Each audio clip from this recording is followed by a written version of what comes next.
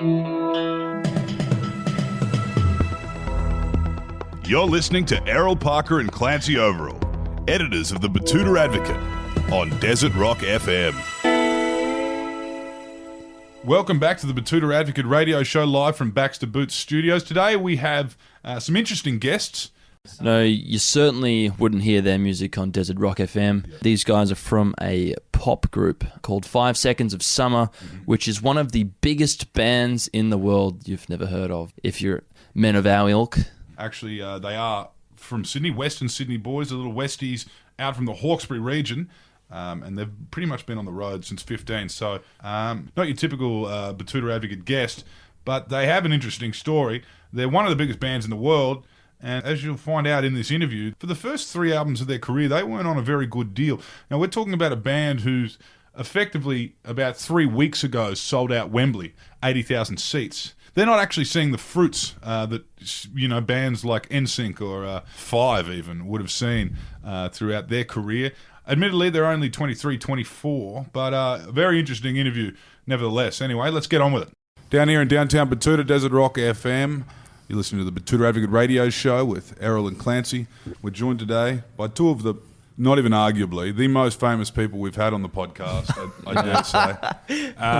Ash and Callum from 5 Seconds of Summer. Thanks for joining us, guys. You got the rhythm section. Yeah, sorry about the that. Drummer. Yeah. The most important section, they say. Maybe. Yeah. To some, the to the people that matter. The premiership the backbone of sorts. To people who know a bit about music. Maybe, yeah. The premiership section. You guys are, exactly. But you guys are day oneers. Yeah. In fact, the whole band's day oneers. There hasn't been any kind of yeah. in excess about your band. No, none of that. Not yet. No. Not yet. No, we'll see. No, it's always on the cards. People's lives change quick. Yeah. Yeah. What would you guys say your influences are at this moment in your career? Yeah. I mean, you can always say different ones for different albums, but right now, totally. Yeah, it's I like that question, and we're particular when we're in different regions of the world. Yeah.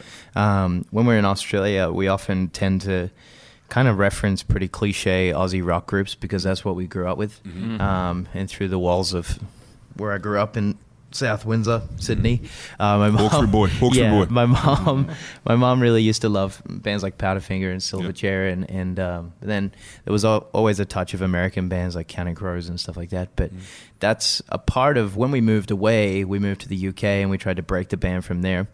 Our influences kind of expanded, and at that point in time, being a young musician, you kind of have to work with whatever people throw at you. Mm-hmm. So we knew we were into guitar music. We knew we were into trying to get our rock influences from our early days into our music, but it was difficult at the time. Mm-hmm. So we ended up with American rock producer John Feldman.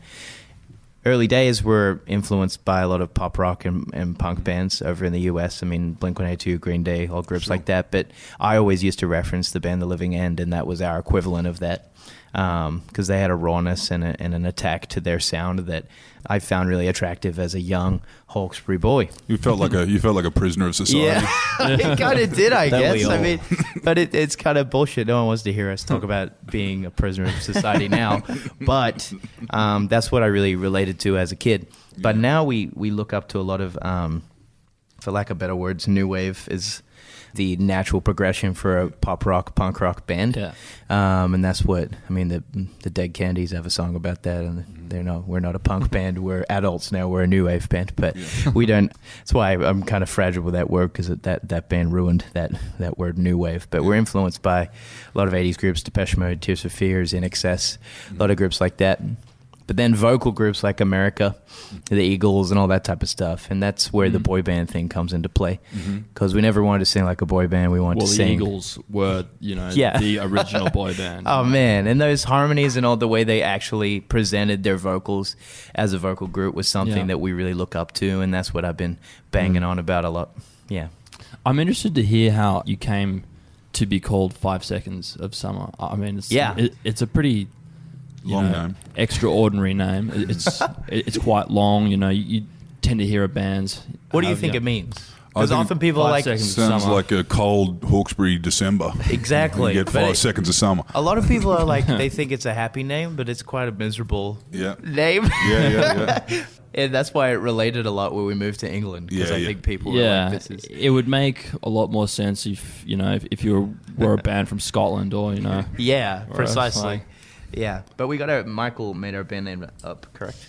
Yeah, I wish I could tell you a better Yeah. story than this. It really, actually, Everyone said that. Every band we've spoken to has said that. Yeah. Hilltop Hoods, same thing. It's just like actually derive. I don't think many people know this at all. It derives from that movie 500 Days of Summer, Yep. Yeah. and like mixed with 30 Seconds to Mars. Yeah. Righto. And I think that's kind of they were the two parents. into Oh, when he creating wanted- 5 Seconds It's of a Summer. focus group kind of name. Yeah. Yeah. Where was your first gig? Was it at the Castle Hill Tavern, the Main Fiddler, or You're something? close. Annandale Hotel. Okay. Oh, Yeah. I know you were joking, but it wasn't far off. Yeah, the Annandale pub. We played our first gig there to 12 people. Yep. Yeah. And we were so unpopular, I was able to walk out into the audience during the acoustic part and film them playing on stage as the drummer. And then I would walk back on stage and finish the set with them. Yeah. But that was our first gig. Yeah, and it's then a great video. it's a good viz. Yeah. Still up online? It's still up. Yeah. Yeah. Well, you've got to start somewhere, don't you? Yeah. exactly. And you land heavily on YouTube, like a lot of young bands coming up now do. There's not really the organic pathways that you'd see back in the day. I mean, Yeah, I guess it just looks different. Yeah. And it's kind of an alien thing to a lot of people. They often, from different generations, obviously, and I know you've got your great band stories like your Van Halens and how they used to play in California and they would have these huge house parties to 2,000 people and everyone would go to see Van Halen and that's how they got their record deal. That's not really how it happens anymore. Now 2,000 people hopefully click on your post and watch you play online instead or that type of stuff. So I guess it's similar, but it just looks different. yeah, these but days. everyone's doing it. From all genres of music, everyone's getting found on SoundCloud, YouTube, that kind of thing. Were you found? Was it who saw you? Who found you? Yeah, we were doing well. We thought we were doing well here in Australia. We were playing. We managed to crawl our way up to roughly like 1,000 to 1,500 cap rooms, and then our manager Matt Emsell, he's from the UK, and he got contacted by Will Bloomfield. And said that Louis Tomlinson from One Direction, they were looking for a guitar band, basically to sign and take on tour with them. And at that point in time, we'd only had 2 EPs, and we were kind of solidly touring on the weekends here. Luke was you guys were 16, no 15. Yeah, 15. I was 17, and that was pretty much our plan solidified. We're like, okay, well, as long as everyone's parents agree. When I finished year 12, 4 days later, we flew to England, and I haven't lived here since. So you had the luxury of finishing Yeah. school. These other carnies just had to leave school. They definitely have had their learning processes through what we've done. Distance in case ed. Distance ed, for all sure. this ends in the morning, you could still go to university. I If you wanted could. to. You'd be like, oh, well, that was fun. I'm too corrupted by the world to go back into a system of something like that. But I think, it's interesting because you're inspired by different things along the way. And even this interview, I would think about kind of like if I were to go back to school, I really like the psychological elements of, I don't know, things that talking about yourself so much really makes you think about the way the human mind works and blah, blah, blah, blah, blah. Yeah. So I really, if I were to go back to school, I would do something along the lines of... Yeah, you never get interviewed by someone who just wants to ask you about plants or football or No. that kind of stuff. Yeah, no. It's always about you. Because you really question how you feel about things. It's like, how do I actually feel? And how do I see, when I feel things about particular things, how do other people react and what's antagonizing and what isn't? And So, in saying that, how much of Australian life do you take on the road? Like, do you still have a team in the NRL, the AFL? yeah, Like, we feel kind of like we should. Not because we want to, particularly me. I was a swimmer, blah, blah, blah, in Australia. I did play football. We all come from sporting background in Australia. But it's when we come back here, it's a truthfulness to this culture. And it's very like, I don't know what you would call it. it made us pretty tough, Yeah. and that's kind of what we take away into everything that we do. I mean, I don't think we would have got through a lot of situations in our career so far if we weren't from this country in particular. How do you keep out of trouble? Are you guys Christians or like what? I mean, we talk about like footballers What type coming of from trouble? that part of the world. You know, I think about young like, guys on his like handcuffs and stuff. big, It's like your big salary kind of like, kids. that's illegal. Your age group can get in a lot of trouble. We've seen Penrith Panthers. We've seen like Right. sports cars, Partying. Parties. I think. What do you think, Cal? Yeah, I guess, I mean, the thing you got to realize is that, especially when you're in a band and you're residing in a country where you weren't born in, is that if you do fuck up, that means that whole territory is gone forever. And you're not just fucking up your livelihood, you're fucking up your three best friends and your brother's And also livelihoods. the blessing of bands past, like we've seen so many bands fuck up and destroy everything. They've done the trial and error for you. Because of our era, like where we are now, we've seen it before, and it's proving all that wrong, and it's living the best life possible because you can fall into drugs, alcohol, like it's very easy. Yeah. But we choose to keep level-headed and fight for the actual, we want to keep writing music. We want to keep playing shows. We want to live a wholesome life. We want to have families. We want to do all that, you know? As boring as that may sound for this interview, that's what we do. Chasing clickbait, Yeah, don't worry. we do focus on that stuff. We want to survive, you know? What was the One Direction guys? Did you learn from them? Because they actually probably the same age as you. Yeah. They kind of went, I guess there's a path that must have been paved there. I found them very different to us. Yeah. They're Particularly. punk, Yeah. Well, I guess, also just the way we approached music was different to them. I mean, they came together through a show. Yeah. And they were in a high intensity situation from the get-go, and we had this kind of genesis that began naturally, and we really liked them as people, but the way the bands operated were total different things. Yeah. They were total different things in general. They were more of a machine. Well, we're a machine as well. Yeah. In all in the best way possible. Like we all have parts and we all work for a particular reason, and that's how we keep operating. They were a kind of an alien type of thing to us, and they did an X Factor type thing. Well, no, they broke through that though, because they got to stadiums and young people thought, these guys have something genuine that we will latch onto. I mean, you can't play stadiums unless a lot of people believe what you're putting out. Otherwise, I mean, you can have your stages of phenomena, but they had a long time where the most people were going to see them. Yeah, they just kept out of it everyone. bigger. Yeah. Actually, I'm sad they broke up because, I mean, historically speaking, I think their last album was their best one, and they were getting great credibility actually as musicians and songwriters, and then they dispersed. So it's kind of Looking at that band and looking at bands past, there tends to be different things that come from it, different life forms that kind of come from it. Robbie Williams is a good example of that. He is, yeah. Is there something happening there that you can see in the wake of One Direction?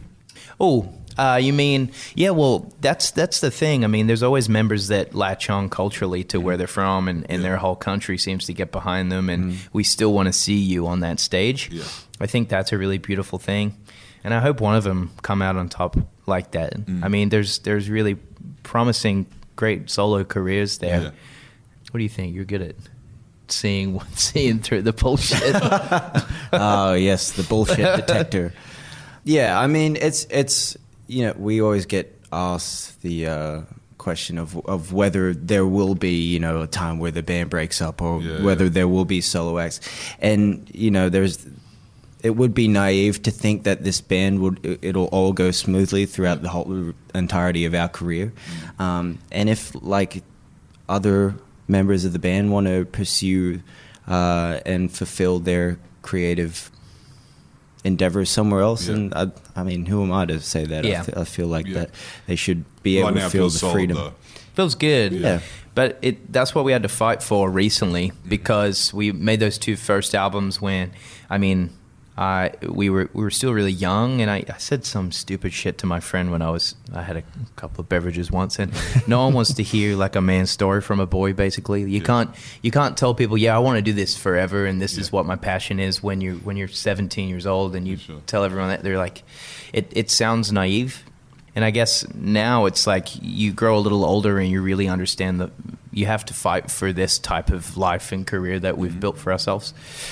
Well, no one wants to hear 17-year-olds say that we're going to be 17 forever. True, but the media will try to portray you that way, and that's a fight in its own. Yeah. So that's why we chose to stop for a minute and go away and put all our time and energy into actual songs that hopefully will make an impact to a lot of the public and our existing fans. And luckily enough, I mean, in Australia we had Youngblood, which helped us kick in the door for just general public understanding what the band is and sounds like and how we appear these days, Just on that, how is your relationship with the media? Do you have like reporters at your door? Are they talking to your family? Like, are they going through all of your garbage and stuff? No, we had a period of time. I think we're a little hard to get anything out of because we're pretty solid people. I think we're not really up to no good, or we don't really encourage that type of stuff. You don't leave your window open and carry on, like, Well, I'm just saying, like the pop stars they want you to be. Yeah, the rock stars they want you we're to be. not too contrived with the actual media stuff, but I guess it's encouraged to be because it's promotion, isn't it? So it's a weird line to walk, and it's a good question because that's what you have to ask yourself. It's like, how am I going to act in this situation? Yeah. Because if I act in one way, it'll help maybe the song I have out at the moment. But if you still just have to end up being truthful to yourself and whatever. Yeah, because otherwise we've spoken to a few musicians from a few different bands, and one, for example, was Matt Mason from the DMAs, and he said no other industry has that culture where it's kind of cool to be acting up. It's kind of cool to, and there's no other type of job where people will leave a whole lot of booze backstage for you and hope you finish it. You know what I mean? Yeah, I encourage people to think about that these days, though, especially younger groups, because I think that's old school. Yeah. I think it's like... and it seems to be getting bucked, is what he was saying. Yeah. And I think the cooler thing is, like, that's what I was talking about before, like survival. It's such a rare thing to even get the opportunity to do this, and that is encouraged in the beginning because it is entertainment. Like, fuck your life up as much as you can, because that's... Leave that to the reality TV stars. Leave that to Geordie Shore. Well, for real, I think that void is being filled now as well, so it's like... true. That's a mentality that you go through early on in your popularity as well. It's a crazy thing. How do you deal with the Beatlemania aspect? You know what I mean? Like the fan love. Like it does get hysterical. We see videos. It definitely, in the dawning of, we did have a period of great phenomena, and it was really intense and kind of, it was a hard thing to navigate as a young person. Yeah, but it's not something you could ever be like, that sucked, because it was incredible, and it was actually the most insane thing to see that amount of people everywhere want to know where we are and what we're up to and meet us. But I would say we had a good crack at meeting everyone we ever could possibly. Like we used to meet three to 5,000 people a day sometimes. Like that's what really made us hug and kiss, shake hands, all types of everything. Yeah. Hand sanitizer? What's going on? But that's a thing that's difficult as vocalists. Yeah. Don't want to get sick, man. Well, it's a reality, for real. Like it's a reality, but we definitely, I don't know. It's the way you carry yourself too. Yeah.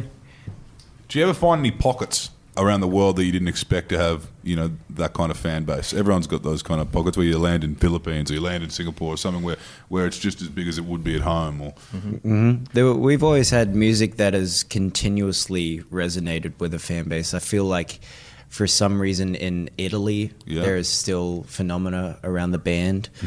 Find in Asia there is a lot of phenomena around the band. It's actually really, really gratifying to come back home and see that there's, after 8 years, I saw a couple of years ago one of the people that was at our first gig, and it's like, shit, you're still here. It's like 4 albums later. Yeah. It's amazing. When we say like phenomena, we don't mean to sound like dicks as well. Like it was crazy, but there are periods of your career now, and we're in a spot where people know our music. People know they come to our shows still, and we have this incredible fan base that isn't as we were young and they were younger. Yeah. It's grown up, and that's the biggest part, and that's actually the biggest challenge of all. And we're in the midst of the biggest, hardest uphill battle at the moment in our career, because, you know, as you approach your 4th album, you know, if you get it right, you could be around for a long time. Solidified. Well, the name's solidified. The name is Like it's not a flash in the pan. You've proven that. 3 albums. Yeah. But it's just gonna. This is the next pivot, really. Yeah, and we pay a lot of attention to musical history for bands. I mean, this, you know, this has to be Back in Black. It has to be the 4th, like, you know, really get it there. And then you're filling bigger rooms, and you're onto a new chapter, an unknown chapter to your band. What's some other big 4th albums? Back in Black's a good one. Yeah, probably Led Zeppelin 4. Led Zeppelin 4. Yeah, on the top of my head, I think if you look at a lot of it's mainly 80s and 90s groups that I'm referencing, by the way, and it's Eminem. I think the Eminem show was number 4. Oh yeah, that was a big coup. But it's a big musical shift for us as well. If you listen to our stuff now, it's totally different to what it used to be. Grown ass men. Oh, here we go. We got some information. Here we go. Famous 4th albums. Abbey Road, Dark Side of the Moon. Radiohead, Kid A. Yeah. Arctic Monkeys, Suck It and See. Yeah. Yeah, man, it's a tough one. There's a few, but no pressure or anything. Placebo, Sleeping with Ghosts. Chasing that Placebo record. White Stripes, Elephant. That's a big one. It's a lot of why we moved to the US and we remain there, though, because we don't believe we can achieve it anywhere else at the moment. So the people that we need to work with are there. Yeah. So how long are you back here for?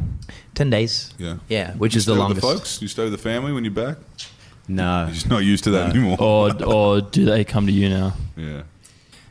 Yeah. I mean, in town at the big hotel. We usually stay somewhere near the beach. Yeah. My folks are out in the city now, but yeah. We actually stay near the ocean because we never could go there. Yeah. When we were growing up, so it's kind of surreal for us because we see this city through a different lens now. It's just so beautiful, and we feel so lucky to come back here. Coming from America and the state that the US is in at the moment, it's a really kind of insane, politically crazy place. And when we come back here, everything seems much lower energy. Yeah, but it's just it's a lucky place to be, man. Yeah. So there's still absolutely no desire to take a little spin out to Rivo. We do sometimes. Yeah. I mean, I just think as an artist as well, a lot of things that happened out there for me really affected my artistry and ability to create what I do. It came out of an environment that was tough for me, you know, and I have slight resentment to that place because it broke me and built me at the same time, you know, and as a young songwriter, all my songs and our songs are about kind of things and shit we went through coming from, you know, history of alcoholism, domestic violence, all this bullshit because we're Westies, you know. And that's kind of the background we're from. So we don't necessarily always glorify where we came from because it was tough for us and it's a fight for people out there. I don't think, you know, but we don't like to shit on it either because it's tough and life is hard. And that wins at Macca's. I mean, you can't. It's quality. You can't go past that place. I'm sure you spent a few hours as teenagers hanging around there. Yeah. The older we get, I really respect I have a single mom, and I respect her. She's raised 3 kids out there, and she's a night nurse still, and I want to work hard so I can get her the fuck out of there one day. I want it. Like, that's one of my goals. Like, that comes with having a song go platinum, or that comes with, you know, it comes with all that good stuff. So it comes with that 4th album, I reckon. Man. Yeah. Where are you living in the States? In LA? Yes. Yeah, we used to live, Callum and I used to run a mess in West Hollywood like all the other Aussies that go there for a minute. Hell yeah. Then that kind of ruined us, so we moved to Studio City. Yeah. Yeah, man, it's good. We got our own rehearsal space and everything out there, and we work pretty much day and night on creating new stuff for people. That's what we're up to over there. Yeah. Where were you in before that? London. Yeah. We got signed to Capitol UK in 2012. And we were with them for 5 years. We did 3 albums under Capitol UK, and now we're signed to Interscope Records, which happened recently. Yeah. Yeah, That's Iveen. Yeah, Jimmy, Yeah, right. but it's John Janik. Janik now. Yeah, right. Yeah, right. who was his predecessor, I guess. So, yeah. You're now part of a different kind of DNA. You got No Doubt and all those kind of bands above you. Yeah. Dr. Dre. Yeah, man, it's Dr. Dre. I mean, it's a lot of bands over there. They have Imagine Dragons at the moment. They got Maroon 5. They got other groups that are kind of in similar lanes to us. They got Billie Eilish. And what we needed was a more creative cultivator. Yep. We found that the cultural gap between the UK and the US was really difficult for us once we became a US band. Obviously, we're Australian, but we're a more US-focused group because that's where our biggest audience is. We found it hard to communicate A&R process. And for those listening, the A&R process is working out what songs to put out and why and where and when. And we found we had a hard time communicating that with the UK record label. So we released three albums with them with, great success with them. But, we're seeking something different, and also the machine that is 5 Seconds of Summer is operating differently. You don't sign your own record deal when you're 17. You do when you're And you did 25. that? Yeah, this You was did on that. our kind of terms and Yeah. the way we wanted our business to operate, So this is, okay. How old are you now? I'm 25. 25 now. Yeah. Jesus 23. Christ. Okay. So, yeah, because remember, he finished school. He got to finish school. Yeah, so I this bet. one's 23. You're early babies. Yeah. Yeah. Fourth album at 25. Hopefully they get better, though. I mean, Yeah, by the time they I'm will. in my 30s, I hope I'm making some Yeah. bangers. Fourth album, now that we've kind of set that as the benchmark, that was around the time that the Maroon 5 got a feature on a Kanye album. So maybe that's what's heading for you guys in the new year. Yeah. Maybe a collab. I mean, Maroon 5 are a funny one. They had that really... I mean, I don't know if you want to talk about them, but I know they had that record. What was the first one? Overexposed. Overexposed, but the Oh, very first one. Songs About Jane. Songs About Jane was that more organic album that they had, and then they went in a pop direction, obviously. And we pay attention to that band's journey because they do have presence in a pop space, but they also had that record that fills places for musical reasons as well. So, Have you met any mentors throughout your journey? Like as other musicians that you've kind of been able to meet and bump into? yeah. Yeah, it's hard. Yeah, I guess it might sound cheesy, but everyone in this band is and the team that surrounds us has kind of been a big mentor. We've really taken on, especially this album, the last album, responsibility of the band on our shoulders. Everything is kind of it starts from the band, if you know what I mean. Everything derives from us, and we really control, create, and execute everything that is being put out, which wasn't necessarily all the case back in the first few albums. So it's been, in terms of a self kind of working business and artists, it's been a big learning curve for me. That's probably my mentor answer. Yeah. You guys aren't the only big bands. I think Gang of Youths they've got a bit of Hawkesbury in the band as well. Do they? Yeah. I heard they started out as a religious rock group. Is that correct? They came. A couple of them were in Hillsong together. Damn. Yeah. And they have the best musicians over at Hillsong. They play like huge They're great. places. Yeah. Did you spend much time there? I mean, it's kind of Hillsong? It's hard to miss in the Northwest, in the Bible Belt. In the Bible Belt, I guess religion was present. I am not religious, but it was present, and that's how a lot of people develop their musical ability, and playing it's in Violent Soho. It's playing in Yeah. churches. It's not and stuff. lost on anyone. Yeah, they're 14 years old with 1,000 people in front of you. Yeah. Going to help the creative process. Definitely. Yeah. Well, the next 18 questions that we had for you were all about origin. Okay. So we might as well gloss over them. I think we're coming up to the top of the hour now anyway. Cool. So, yeah. New single out. Yeah, we got a song called Easier. It's more of an industrial influence. If anyone out there likes industrial music, I don't know. Yeah, But we got that out now. It's called Easier, and we'll have another one soon. Yeah. Yeah, thank you for listening. Thank you for joining us, guys. Good luck on number 4. All right, let's do it. Good luck on the elephant. Yeah, thank you.